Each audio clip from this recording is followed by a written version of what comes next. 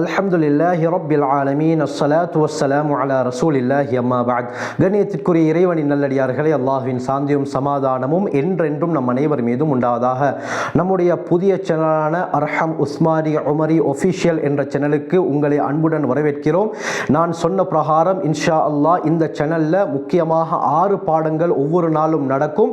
அதில் முதலாவது பாடமாக இன்று தஃப்சீருடைய பாடத்தை தான் பார்க்க இருக்கிறோம். அருமையானவர்களை, தஃப்சீர் என்பது குர்ஆனுடைய விளக்க உரைக்கு சொல்லப்படும். குர்ஆன் என்பது ஒரு ஆச்சரியமான வேதம். இந்த குர்ஆனுடைய ஆச்சரியமான விளக்க உரைகளை தான் நாங்கள் பார்க்க இருக்கிறோம். தஃப்சீரை பார்ப்பதற்கு முன்னால் இந்த தஃப்சீர் குர்ஆனுடைய விளக்க உரை, இந்த குர்ஆன் எப்படியாப்பட்ட அற்புதம் வாய்ந்தது, எப்படியாப்பட்ட முஅஜிஸா, அதே போல இந்த குர்ஆன் எப்படி ஒன்று திரட்டப்பட்டது என்ற வரலாறுகளை பார்த்தால்தான் எங்களுக்கு தஃப்சீரை நன்றாக விளங்கிக் கொள்ள முடியும். அருமையானவர்களே, அல்லாஹ் சுப்ஹானஹு வ தஆலா இந்த உலகத்துக்கு எத்தனை நபிமார்களை அனுப்பினானோ அந்த நபிமார்களுக்கு அவர்களுடைய காலத்துக்கு ஏற்ப சில அற்புதங்கள், இதற்கு முஅஜிஸா என்று சொல்லப்படும் அற்புதங்களை அல்லாஹ் நிகழ்த்தி காட்டியிருக்கிறான். உதாரணமாக சொல்ல போனால் ஹஜ்ரத் மூசா அலைஹிஸ்ஸலாம் அவர்களுடைய காலத்தில் சூனியத்துறையில் மக்கள் தேர்ச்சி பெற்றிருந்தார்கள். எந்த அளவுக்குன்னா இமாம் ஃபக்ரு ராசி ரஹ்மத்துல்லாஹி அலைஹி தங்களுடைய தஃப்சீருல் கபீரில் இது சம்பந்தமான பல ரிவாயத்துகளை கொண்டு வராங்க. ஹஜ்ரத் மூசா அலைஹிஸ்ஸலாம் அவர்களுடைய காலத்தில் சில சூனியக்காரர்கள் இருந்தார்கள். எந்த அளவுக்கு என்று சொன்னால், சந்திரனிலிருந்து பால் வடிவதை போல மக்களுடைய பார்வைக்கு அவர்கள் காட்டுவார்கள். இந்த அளவுக்கு சூனியத்தில் தேர்ச்சி பெற்றிருந்தார்கள். அப்படியே கயிறை கீழே போட்டால் அந்த கயிறு அப்படியே பாம்பை போல ஊர்ந்து செல்லும். மக்கள் உண்மையிலேயே இது பாம்பு என்பதாக நம்புவார்கள். அந்த அளவுக்கு சூனியத்தில் இவர்கள் தேர்ச்சி பெற்றிருந்தார்கள். இந்த காலகட்டத்தில் தான் அல்லாஹ் சுப்ஹானஹு வ தஆலா ஹஜ்ரத் மூசா அலைஹிஸ்ஸலாம் அவர்களை அனுப்புகிறான். இஸ்ஹப் இலா ஃபிர்அவுன இன்னஹு தகா, ஃபிர்அவுனிடத்திலே போங்க, அவன் எல்லை மீறி சென்று கொண்டிருக்கிறான், அவனை போய் திருத்துங்கள் என்று அல்லாஹ் சொல்ல, ஹஜ்ரத் மூசா அலைஹிஸ்ஸலாமும் அவர்களுடைய சகோதரன் ஹாரூன் அலைஹிஸ்ஸலாம் இருவரும் ஃபிர்அவுனிடத்திலே செல்கிறார்கள். நீண்ட சம்பவம் எங்களுக்கு தெரியும். அதற்கு பிறகு ஹஜ்ரத் மூசா அலைஹிஸ்ஸலாம் அவர்கள் அசாவை போடுகிறார்கள், அது பாம்பாக மாறுகிறது. இந்த சந்தர்ப்பத்தில் தான் 70,000 சூனியக்காரர்களை ஃபிர்அவுன் ஒன்று திரட்டி ஒரு நாளையும் குறிப்பிடுகிறான். ஐயுஹ்ஷர் அன்னாஸு துஹா, சூரா தாஹாவுல அல்லாஹ் இதை பற்றி தெளிவாக கூறுகிறார். இன்ஷா அல்லாஹ் சூரா தாஹாவுடைய தஃப்சீரிலே இதை பற்றி நாங்கள் தெளிவாக பார்ப்போம். இந்த சந்தர்ப்பத்தில் ஒரு முற்பகல் நேரத்தில் ஒரு மைதானத்தில் 70,000 சூனியக்காரர்கள் அந்த பக்கம் இருக்கிறார்கள். மூசா அலைஹிஸ்ஸலாமும் ஹாரூன் அலைஹிஸ்ஸலாமும் இந்த பக்கம் இருக்கிறார்கள். அந்த நேரத்தில் அந்த 70,000 சூனியக்காரர்களும் தங்களுடைய அந்த கயிறுகளை கீழே போட்டதும் அது பாம்பை போல உருவெடுக்க ஆரம்பிக்கிறது. இது சூனியத்துடைய ஒரு முறை. அருமையானவர்களே, பிறகு ஹஜ்ரத் மூசா அலைஹிஸ்ஸலாம் அவர்கள் ஃபஅவுஜஸ ஃபீ நஃப்ஸிஹி கீஃபத்தன் மூசா, மூசா அலைஹிஸ்ஸலாம் இந்த 70,000 அந்த கயிறுகளை போட்டதும் அது பாம்பாக மாறியதை பார்த்தோட உள்ளத்தில் ஒரு பயம் ஏற்பட்டது. உடனே அல்லாஹ் சொல்கிறான், லா தஹஃப், மூசாவே அலைஹிஸ்ஸலாம், ஏன் நீங்க பயப்படுறீங்க? இன்னக அன்தல் அலா, நீங்கள் தான் உயர்ந்தவர், நீங்கள் உயர்ந்த அந்தஸ்தில் இருக்கிறீங்க, எனவே உங்களுடைய கைத்தடியை கீழே போடுங்கள் என்று சொன்னதும் ஃபஅல்காஹா ஃபைதா ஹிய ஹய்யத்துன் தஸ்ஆ, மிகப்பெரிய பாம்பாக உருவெடுத்து அந்த 70,000 சூனியக்காரர்களுடைய அந்த சூனிய பாம்புகளை இந்த பாம்பு விழுந்து விட்டது. இந்த ஆச்சரியத்தை பார்த்த அந்த 70,000 சூனியக்காரர்களும் கீழே சுஜூதிலே விழுந்து ரப்பி மூசா வ ஹாரூன், மூசா ஹாரூன் அலைஹிஸ்ஸலாம் அவர்களுடைய ரப்பாகிய அல்லாஹ்வை நாங்கள் ஏற்றுக்கொண்டு விட்டோம் என்று சொன்னார்கள். ஆகவே சூனியத்தை அசாவின் மூலமாக அல்லாஹ் முறையடித்து காட்டினான்.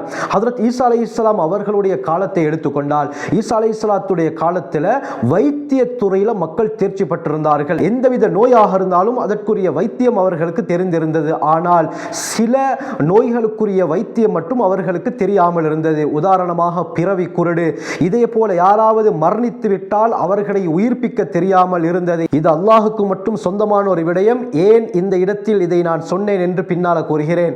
அதே போல குஷ்ட ரோகம், வெண்குஷ்டம், கருங்குஷ்டம் ஏற்பட்டால் இதற்குரிய சிகிச்சை முறை இவர்களுக்கு தெரியாமல் இருந்தது. இந்த சந்தர்ப்பத்தில் தான் அல்லாஹ் சுப்ஹானஹு வ தஆலா ஈசா அலைஹிஸ்ஸலாம் அவர்களை அனுப்புகிறான்.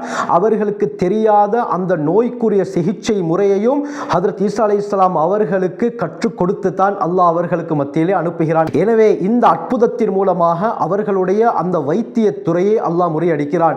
சூரா ஆல இம்ரான்ல இதை பற்றி தெளிவாக வருகிறது. இன்னி உப்ரியுல் அக்மஹ வல் அப்ரஸ வ உஹ்யில் மூத்தா பிஇذنில்லாஹ்.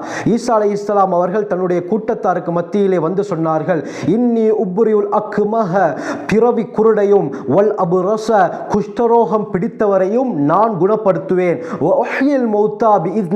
இதே போல அல்லாஹுடைய அனுமதியின் பிரகாரம் இறந்தவர்களையும் நான் உயிர்ப்பிப்பேன்.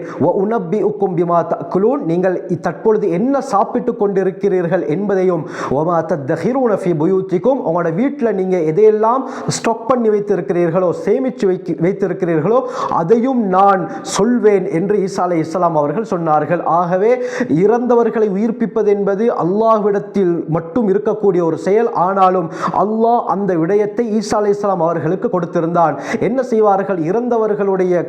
இறந்தவருடைய உடலிலே தன்னுடைய கையை வைத்து அல்லாஹ்வின் பேரை கொண்டு நீ எழுந்து விடு என்று சொன்னால் அவர் உயிர் பெற்று விடுவார். இது அல்லாஹ் அவர் உயிர்ப்பிப்பது. அருமையானவர்களே, இதே போல பிறவி குருடர்கள் அவர்களுடைய கண்ணுக்கு மேலால் கையை வைத்து தடாவினால் பார்வை வந்துவிடும். குஷ்டரோகிகளுடைய அந்த எல்லா விடயங்களையும் அந்த நோயையும் இவர்கள் குணப்படுத்துவார்கள். இதனால தான் மஸீஹ் என்று ஈசா அலைஹிஸ்ஸலாம் அவர்களுக்கு சொல்லப்படுது. ஏன்?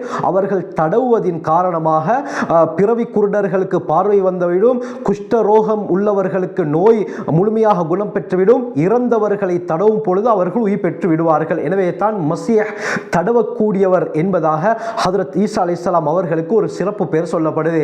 பிறகு கண்ணியமானவர்களே, ஈசா அலைஹிஸ்ஸலாம் அவர்களுடைய காலத்தில் இருந்த அந்த வைத்தியத்துறையை இப்படியாப்பட்ட அற்புதங்களின் மூலமாக அல்லாஹ் முறையடித்து காட்டினான். இதே போலத்தான் அரபியர்கள் ஜாஹிலியா காலத்தில் மக்கள் அரபி துறையில் தேர்ச்சி பெற்றிருந்தார்கள். அரபு இலக்கண இலக்கியத்தை கரைத்து குடித்தவர்கள் என்று தான் சொல்ல முடியும். அந்த அளவுக்கு பாண்டித்யம் பெற்றிருந்தார்கள். அந்த காலத்தில் வாட்களால் வெட்டி கொள்வதை விட, யுத்தம் செய்வதை விட வசை கவிகளின் மூலமாக எதிரிகளை இவர்கள் தாக்குவார்கள். அந்த கவிகளின் மூலமாக எதிரிகள் தோல்வி அடைவார்கள். அந்த அளவுக்கு இலக்கண இலக்கிய சொல் நயம் மிக்கதாக அந்த கவிதைகள் இருந்தது. இன்று கூட அரபு மதர்சாக்கள்ல சபஉல் முஅல்லகாத் 7 முக்கியமான கவிதைகள் படித்து கொடுக்கப்படுகிறது. ஏனென்று சொன்னால் அந்த காலத்தில் மக்காவுடைய முக்கியமான கடை தெரு மார்க்கெட்டாக இருந்தது சூக்கே உக்காவ், மஜாத், துல் மிஜன்னா போன்ற மார்க்கெட்டுகள். இந்த மார்க்கெட்டுகளில் வந்து கவிதை போட்டிகள் நடக்கும். கவிதை போட்டிகள் நடந்து அதில் சிறந்த கவிதைகள் காபாவுக்குள்ளால தொங்க விடப்படும். இதற்குத்தான் சபுல் முஅல்லகாத் என்று சொல்லப்படும். 7 பேருடைய கவிதைகள் பிரபல்யம் வாய்ந்ததாக இருந்தது. உதாரணமாக இம்ருல் கைஸ், இதே போல கஅப் இப்னு ஸுஹைர் இவர்களுடைய கவிதைகள் பிரபல்யம் வாய்ந்ததாக இருந்தது. இன்று கூட அரபி இலக்கண இலக்கிய சட்டங்களுக்கு இந்த கவிதைகளின் மூலமாகத்தான் ஆதாரங்கள் எடுக்கப்படுது.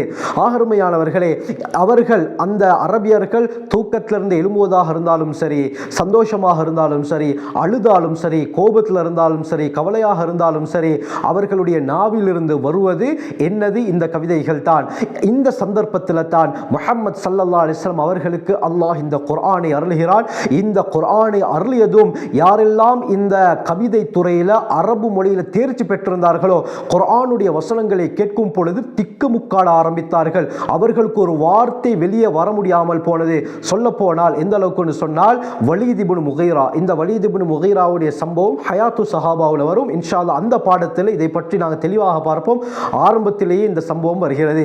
வலீத் இப்னு முகைரா மக்காவில் இருந்த மிகப்பெரிய செல்வந்தன். அது மட்டுமல்லாமல் மிகப்பெரிய கவிதை துறையில் தேர்ச்சி பெற்றவன். வலீத் இப்னு முகைராக்கு முன்னால ஹஜ்ரத் ஸல்லல்லாஹு அலைஹி வஸல்லம் அவர்கள் ஹாமீம் சஜிதாவுடைய 1.25 பக்கத்தை ஓதி காட்டினார்கள். வாயடைத்து போனான். அருமையானவர்களே, குர்ஆனுக்கு முன்னால் அவனால் என்ன சொல்வதென்று தெரியாமல் வீட்டுக்குள்ளால் போய் அமர்ந்து விட்டான். அபூஜஹலிடத்திலே இவன் சொன்ன விடயம்தான். அந்த முஹம்மது ஸல்லல்லாஹு அலைஹி வஸல்லம் அவர்கள் ஏதோ ஒரு விடயத்தை ஓதினார். அல்லாஹ்வின் மீது சத்தியமாக உலகத்திலே யாரும் இதை நபி அவர்களுக்கு சொல்லிக் கொடுக்கவில்லை. இது வேறு எங்கிருந்தோ இவருக்கு கிடைக்க பெற்றிருக்கிறது. ஏனென்று சொன்னால் அவர் ஓதிய அந்த வார்த்தைகளில் ஒன்று கூட எனக்கு புரியவில்லை. அந்த அளவுக்கு ஆச்சரியமான வார்த்தைகளாக இருந்தது. சொல்நயமிக்க இலக்கண இலக்கியத்துடன் இருந்தது என்பதாக வலீத் இப்னு முகைரா சொன்னார். ஆக அருமையானவர்களே, இந்த குர்ஆன் என்பது மிகப்பெரிய முஅஜிஸா. இந்த உம்மத்துக்கு கொடுக்கப்பட்ட மிகப்பெரிய ஒரு முஅஜிஸா. இது காலத்தால் அழியாத ஒரு முஅஜிஸா. எந்த காலம் சென்றாலும் அந்த காலத்துக்கு இருக்கக்கூடிய ஏற்றாற்போட் இருக்கக்கூடிய ஒரு வேதம் தான் அந்த குர்ஆன் மட்டும் தான். அது ஒட்டக காலத்துக்கும் பொருந்தும். அருமையானவர்களே, நவீன காலத்திற்கும் பொருந்தும், கம்ப்யூட்டருடைய காலத்திற்கும் பொருந்தும், டெக்னாலஜியுடைய காலத்திற்கும் பொருந்தும். இதற்கு பிறகு என்னவெல்லாம் காலம் வர இருக்கிறதோ அந்த காலத்திற்கும் தோதுவாக ஒத்து போகக்கூடிய ஒரு வேதம் என்று சொன்னால் இந்த குர்ஆன் மட்டும் தான். ஆகவே இந்த குர்ஆனுடைய மகத்துவத்தை நாங்கள் விளங்க வேண்டும். விளங்கினால்தான் இந்த குர்ஆனுடைய தஃப்சீரை எங்களால் நன்றாக விளங்கிக் கொள்ள முடியும். ஆக அல்லாஹ் அல்லாஹ் சுப்ஹானஹு வ தஆலா இந்த குர்ஆனுடைய முழுமையான விளக்கங்களை பெற்று அவனை அறியக்கூடிய கூட்டத்தில் அல்லாஹ் சேர்த்தருள்வானாக. ஜஸாக்குமுல்லாஹு கைர். வாஹிரு தஅவானா அல்ஹம்துலில்லாஹி ரப்பில் ஆலமீன்.